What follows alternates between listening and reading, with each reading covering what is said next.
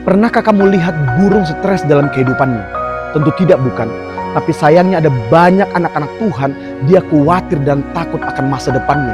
Padahal Tuhan Yesus sudah berkata, lihat burung-burung diudara yang tidak menabur, dia tidak menuai, tidak menyimpan dalam lumbung, tapi Bapa pelihara.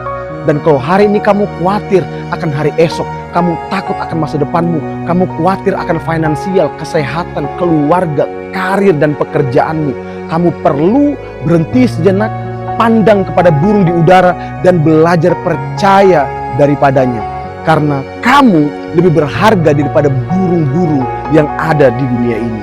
Sebabnya hari ini serahkan semua khawatirmu, takutmu sama Tuhan, sebab Bapamu akan memelihara, menyediakan yang terbaik buatmu untuk masa depanmu lebih daripada apa yang kamu pikirkan. Hidup ini singkat, jadikan bermakna dengan membuang semua khawatir dan takut.